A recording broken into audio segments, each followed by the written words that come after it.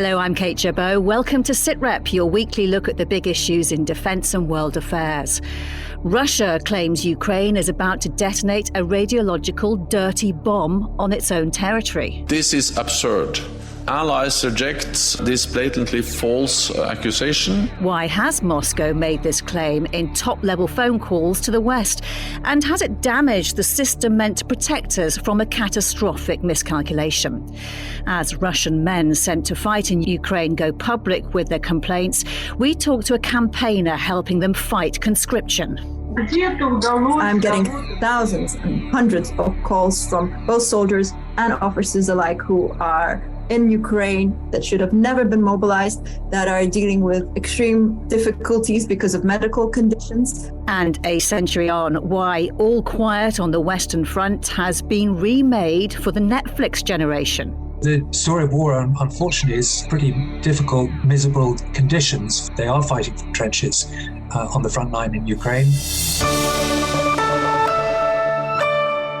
We, the West, may not be physically part of Russia's war in Ukraine, but we are in a war of words with Moscow, and it's reached new heights this week. Russia's defence minister requested and held talks with the British, French and American defence secretaries. He told them Ukraine was planning to detonate a radioactive dirty bomb on its own territory. That is transparently false, according to the UK and its allies. But the Kremlin's claim has been repeated at the UN Security Council to China and India, even in a phone call requested by Moscow between the head of its armed forces and the UK's Chief of Defence Staff, Admiral Sir Tony Radakin. So what's actually going on here? Is it a false flag operation, simply an attempt to scare? Or does Russia genuinely have intelligence of a dirty bomb plan? Well, with me as always, Professor of Defence Studies Michael Clarke and Hamish de Bretton-Gordon, former commanding officer of the UK's Joint Chemical, Biological, Radiological and Nuclear Regiment. Hello to both of you. Hamish, let's start with the concept of a dirty bomb. This is not a nuclear weapon, is it? The concept is a conventional bomb laced with radioactive material like uranium that could spread radioactive particles far and wide in the explosion. To me, it is a complete chimera, which is a Greek mythological character, half goat, half lion and half dragon. In other words, a complete fantasy. I've never heard or known of any successful detonation of a dirty bomb. The explosion would be the most dangerous part of it. But it strikes me it is part of the sort of Russian false flag and probably mainly focused at the domestic audience who are, seeing tens of thousands of soldiers coming back in body bags. But as far as, the fact that Ukraine might be thinking about a dirty bomb is quite reprehensible. There's no evidence to it. I think it's very unlikely that we'll see any nuclear activity. And you say this is a fantasy, but a dirty bomb has been made in the past elsewhere by Chechen fighters in the 1990s, in fact, two, although never used. Well, that's true. Absolutely. My point being is that, these are not nuclear explosions. They're no more dangerous than a conventional bomb. The radiation might cause some issues, but to have a nuclear effect, you need some sort of chain reaction or an accelerator to create a massive and dangerous explosion with a lot of radioactive fallout. So what we're talking about, to me, is something that is fantasy and is there to terrify. Because I think, with a chemical and nuclear type weaponry, it is the psychological impact that is 10 to 1 the physical. And that appears to be the case here, and part of a Russian false flag may be linked to potential battles in Kherson and elsewhere, who knows? But I think it is something, I'm delighted that all the West have called them out on this. Yeah, Mike, if the intention is psychological, what does Russia stand to gain by making this claim? Well, I think this is more directed at the Russian public than anybody else to indicate that the war is getting serious and that it may be a danger. I mean, Hamish says, this is a fantasy idea. The Russians sort of have a word for this, which is vranyo, very useful word, vranyo. And it means, I know you don't believe me, and actually I don't believe me either, But this is my story, and I'm sticking to it, Vranyo. And it's used in the context of fairy tales very often, a story that we both know isn't true. And that's what the Russians are doing. And in a way, it's a double bluff, because they're saying, you in the West think that we are preparing a false flag operation. That's why we're doing this. So be afraid, just in case we are preparing a false flag operation. Yeah, Hamish, Ukraine's saying this is a false flag operation. Russia is actually planning to deploy a dirty bomb itself. But both countries have radioactive material. They both have high explosives. So it looks like either one could easily combine them into a dirty bomb. Well, technically you're absolutely right there, Kate. But it makes absolutely no sense at all to do this. I think it is part of the Russian, what I call unconventional warfare. And that was very much developed by Sorokin, General Armageddon, as he's called, in Syria, where you attack the civilian population to try and terrify them into capitulation and forcing their government to sue for some sort of peace settlement. So that's what I think it is all about here. I think there is no indication that the Ukrainians would do this. Why would they? Their conventional forces are having the upper hand against Russian conventional forces, which is why I think the Russians more and more are turning towards this sort of unconventional warfare, as I call it. As you said, Hamish, a dirty bomb has never actually been successfully used, but Israel has done tests to see what the effects would be. What impact would they have above a conventional explosion? Well, it all very much depends on what radiological isotopes, what nuclear material is used, and how much of it is used. Without this chain reaction, you are not going to get this massive explosion and the outfalling of contamination.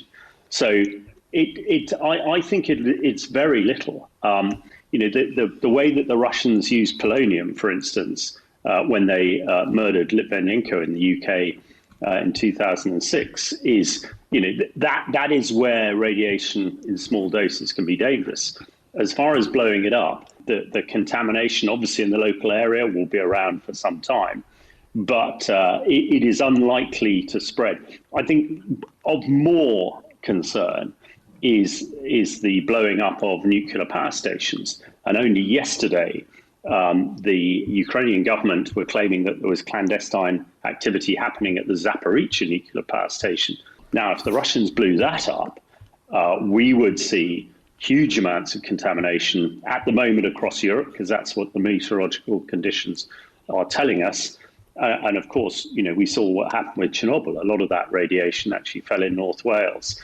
So when I hear threats of dirty bombs and I see what's going on at Zaporizhzhia, and from a strategic position as far as the military is concerned, if they blew up Zaporizhzhia, the radiation would go across the front of the Ukraine attacking forces into Kherson. So, that might be a reason that they're threatening dirty bomb, so that they can potentially use Zaporizhzhia nuclear power station in their defense of Kherson. Hopefully this is all fantasy and it won't come to it, but we need to watch it very closely. It is a terrifying thought. Mike, I listed some of the many top-level phone calls discussing all of this. It is striking that at a time when diplomatic ties are almost broken, Russia has used communication channels designed to prevent a major miscalculation or accidental escalation by either side. Yes, and the military always do. They always try to keep their channels open, because if the military don't talk to each other, then there is no communication. You're talking there, fellow professionals speaking to each other. Although it is reported, I'm not sure how genuinely, but it is reported that the defence ministries in Britain, America and France have asked the Russian defence ministry not to keep calling them unless they've got something more important or more honest to talk about. They've actually hit back about this and said that, look, these calls are really not very helpful. Please don't make them unless you've got something else to say to us. That's a rumour that's going around. I'm not sure if it's true. If we don't trust what Russia's saying in these channels designed to prevent a miscalculation, does that make things more dangerous? Yes, it does. The channels have to stay open one way or another. I think when we're talking about what these channels are used for, that's a separate issue. But the military will always try to talk to each other, because the bottom line is we can't say that we'll never fight, but let's make sure we don't fight over an accident. Hamish, the UN nuclear watchdog, the IAEA, has dispatched inspectors to 2 sites at Ukraine's request to verify activities there. How do those inspections actually work? How can they be sure a bomb hasn't been made and hidden somewhere? Well, I think this is very welcome. The inspectors are very highly trained and very experienced people, and they will know exactly what to look for. One of the pluses, I suppose, of radiation is it's quite easy to detect. So going to these places, if there is malicious activity going on, I am sure that they would find it. I would also hope that they can get inspectors back into Zaporizhzhia. And Mike, can we really be certain that Russia's warning about dirty bombs isn't genuine? Yes, as far as the idea, we can be certain that the Ukrainians would not do it, for the reason that Hamish gives, which is overwhelming, which is that they've got absolutely nothing to gain. But then there's another reason, which even blows that one out of the water, which is that it would lose the war for the Ukrainians, because the forensics on these things eventually are quite good. And if the Ukrainians were to do it, it would become known eventually that they were behind it, and that would destroy Western support for them. I'm as certain about this as I am about anything in this war. The Ukrainians will not do this. Mike Clark, stay with us. Hamish de Bretton-Gordon, thank you very much for your time. Russian men, apparently conscripted and sent to fight in Ukraine, have taken to social media to complain they're not properly equipped. Other videos on the Telegram network say some haven't been paid and have been deployed without proper food, shelter or training. President Putin's mobilization decree has now called up at least 250,000 men. It's resulted in protests and tens of thousands fleeing Russia. The Kremlin has admitted mistakes in the mobilization, but it continues. Opponents say many of the military's drafts are illegal, sent to people not fit or not required to fight. With the help of my colleague Ksenia Zubova, I've been talking to Valentina Melnikova from the Committee of Soldiers' Mothers, a group which is helping those trying to fight their conscription. The issues that we are facing with and the questions that we are receiving is who will be mobilized and what kind of reasons can a person have to then say that I will not go. And the biggest concern of all is that the Russian government is not following humanitarian law. They are acting unlawfully. And the biggest concern is that when it comes to soldiers having to go through a medical commission before being sent, this does not always take place. How are the Russian authorities acting unlawfully, as you say, with regards to conscription? This is an age-old question when it comes to Russia. Firstly, a lot of people receive their conscription notice unlawfully. A person may have a family, and that is the reason why they can't be drafted. Or perhaps the type of work that they do prevents them from going to the front. Or in many cases, medically, people are unfit for service, yet they are still getting notice that they have been conscripted. And Valentina, what happens to people who refuse to go to fight when they are conscripted? I can't speak for how each and every person behaves. Some people try and appeal the decision, whereas others try and flee. There are also those that go but then try to escape. And then there are, of course, those that go into hiding. And how can you help? We get a lot of requests for help from people who are 40 and over. And what we can do is then direct them in how to appeal the decision within the right process. Since they're at home, and they can always go on the website and speak to their local representative. And that is the first thing that they have to do before the situation escalates in any other way. Do you have any idea of how successful you are in supporting people who appeal against being conscripted? Thousands of people are trying to appeal. When it comes to counting in the thousands, I can't really tell you exactly the figures of people who then go and the ones that don't. But I strongly believe that if a person knows that they should not be conscripted, that they have rights and they should always fight for their rights. The Kremlin has admitted errors in the mobilization program. What does it mean by that? And how significant do you think that is? You say errors, they aren't errors at all. It is unlawful. The law has been broken, and I would refer to it as nihilism when it comes to justice. And has this in itself given a significance that they might change what they're doing? In some cases, it has been easier to return people that shouldn't have been mobilized in the first place. But at the end of the day, it falls down to each and every individual unit currently in Ukraine, because we know that there are many people, soldiers and officers alike, that should have never been mobilized, that are dealing with extreme difficulties because of medical conditions. And I'm getting thousands and hundreds of calls from both soldiers and officers alike who are currently in Ukraine, but they have to be returned immediately because now that they're there, they cannot get the medical attention that they need, and they should never have been sent in the first place.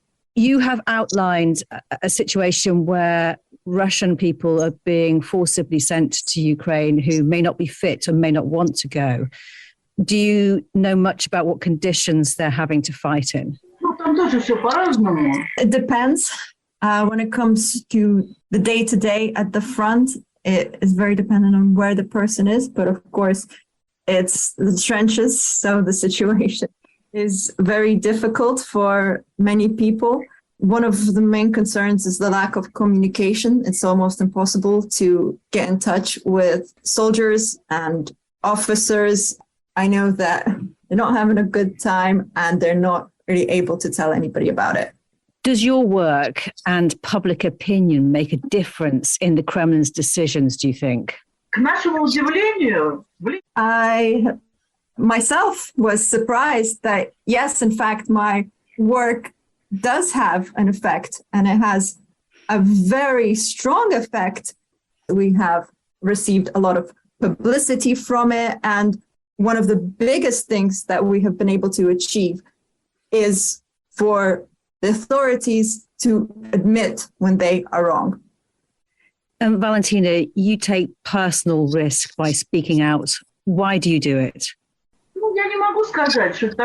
I can't say that I personally am taking on any kind of unnecessary risks.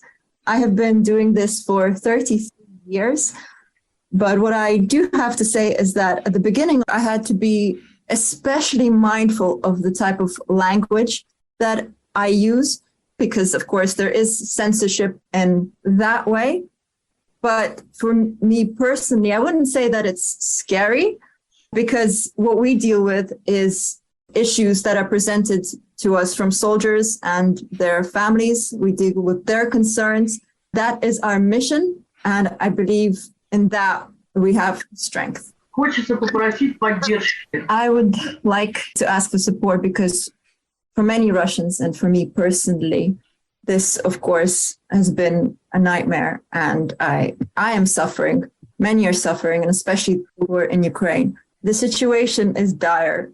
When I speak about support, I'm talking about international organizations who can provide publicity to what is happening and can give a voice to those in Russia who currently cannot speak for themselves. We are silenced. What is happening right now in Ukraine is horrific, and it is on the verge of total destruction. The fact that Russia has nuclear weapons and constantly threatens to use those nuclear weapons could result in complete annihilation, not just of Ukraine, but a large portion of the world. And I don't think that those threats should be taken lightly. My thanks to Valentina Melnikova talking to us from Moscow and to Ksenia Zubova for translating. Michael Clark, as well as some public anger over conscription, we hear more rumours of Vladimir Putin under pressure from some in his own inner circle. But is there any sign it's making any difference? Yeah, well, I don't know if the signs is making difference, but we're certainly hearing about it. And I think as Valentina's report there, or what she was saying, indicates that of all the things that are going wrong for the Russians in this war, the mobilization process is probably the most dangerous to him, because it is creating this sense of deep disquiet that the conflict is now beginning to affect all areas of Russian society, and including areas in Moscow and Petersburg who had been really isolated from it or insulated from it until now. On the inner circle, it is the military and the security services who ultimately are keeping him in power, but he is blaming them constantly for what is going wrong. And the indications are that Prigozhin, for instance, who's the leader of the Wagner group, seems to be making a play for his own independent role in this war. He's certainly pushing his forces in Bakhmut. They're attacking like crazy in Bakhmut to no good purpose other than that he wants a symbolic victory. So he's got a problem. And then there's Kadyrov, who is the leader of the Chechens, and he seems to think that he's got more influence internally.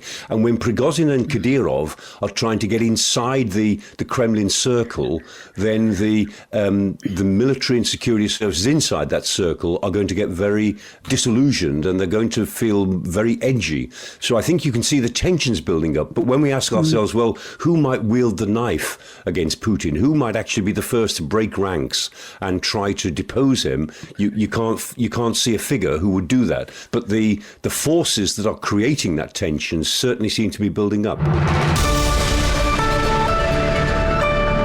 Now, we could probably spend hours discussing what the best war film is and still not decide, but All Quiet on the Western Front, made in 1930, would surely be a candidate because of the lasting impact it's made. The Oscar-winning epic depicting World War I from the point of view of a German soldier has also been described as an anti-war film. A new production of All Quiet on the Western Front is released this week on Netflix, this time in its original language, German.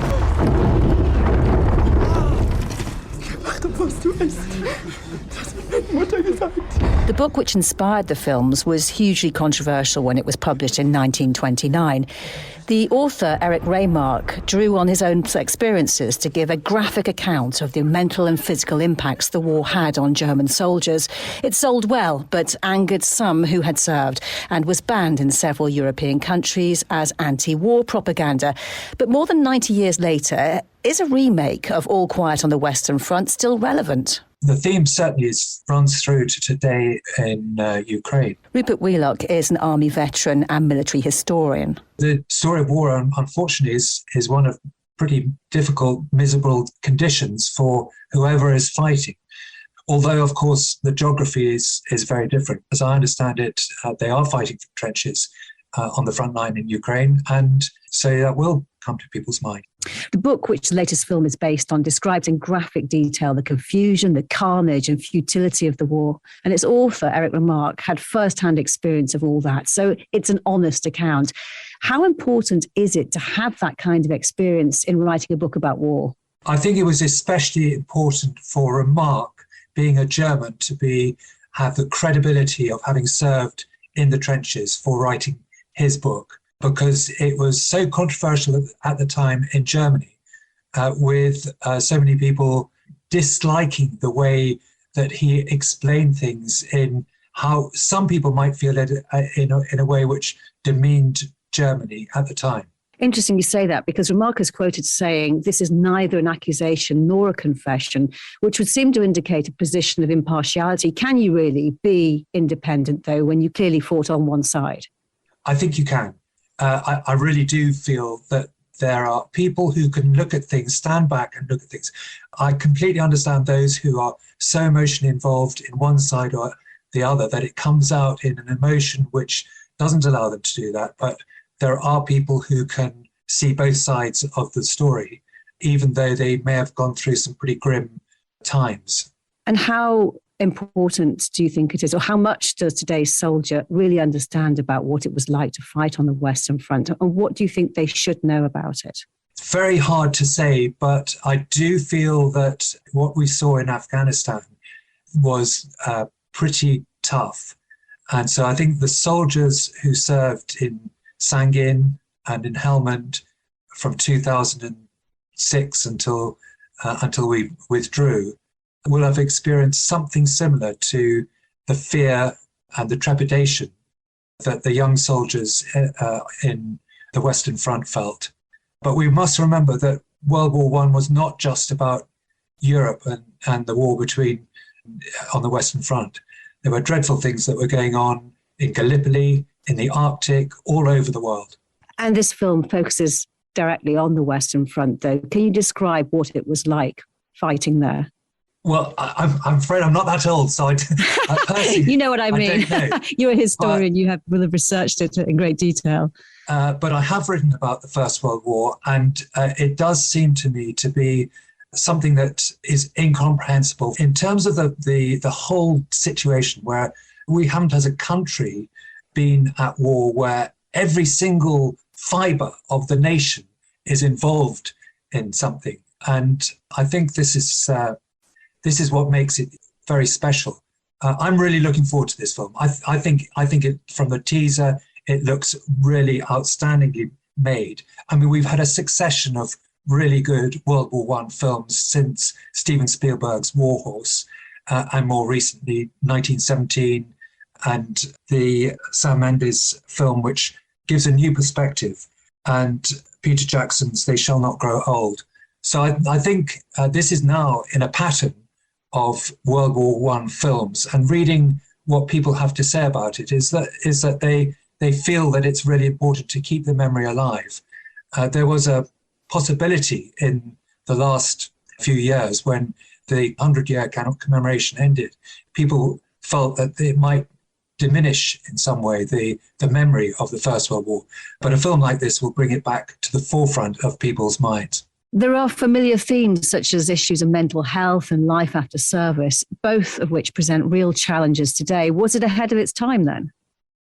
I think this is really good because the service charities in Britain at the moment are having a great difficulty fighting their cause for funding. And I think something like this film will help them in jogging people's memory about, or their mind about, how dreadful the psychological impact of the First World War was, and the soldiers who have come back from Afghanistan at the front line in the last 10 or 15 years. It's said very much to be an immersive watch. Do you think soldiers, for example, those who fought in Afghanistan, will appreciate or enjoy watching this kind of film, or is it something they won't want to watch and it's more for the general public? I think it's for everyone. I think personally that there are two sorts of emotional war film. There's the ones that make you weep, and they're the ones that hit you like a punch in the solar plexus. And I suspect this might be one of those films which does both. Rupert Wheelock on the Netflix remake of All Quiet on the Western Front. Michael Clark, there's a real difference between the films of the World Wars, isn't there? The Second World War tends to be more about the big action. World War One, because of its different nature, the films tend to be more visceral and human. Yes, I think that's a fair point. They are. And, Erich Maria Remarque, he was writing in the Second World War as well. I mean, he was a refugee, in a sense, from the Nazis. He had to live abroad because All Quiet on the Western Front was regarded as unpatriotic. And he continued writing. And he produced a book which I've been very fond of, called A Time to Live, A Time to Die, about the Second World War, which is about a German soldier, coming back from the Russian front and meeting his childhood sweetheart in Berlin, just about as Berlin was being destroyed and was about to fall. And it became a film. The title was changed. It became A Time to Love, A Time to Die. And it's a real weepy. But he himself appears in the film. He takes a small role in it as an older man, so you can see him. And there he is. I mean, he was one of the authors who bore a sort of an everlasting witness to both the First World War, the Second World War, and the Cold War. You know, sometimes writers writing fiction are able to give us a deeper truth about things that non-fiction writers cannot produce. They tell a truth that you can't get at in any other way. And I think he was one of the writers who did that for 2 world wars and a Cold War. Professor Michael Clarke, thank you very much. And my thanks to all of our guests. That's all for now. We'll be back with another Sitrep next Thursday. And if you want to listen online anytime, you can now find us at the Forces News YouTube channel, as well as our home at bfbs.com/sitrep, or wherever you download your podcasts. For now, though, from me, Kate Chabot, thank you for listening. Bye-bye.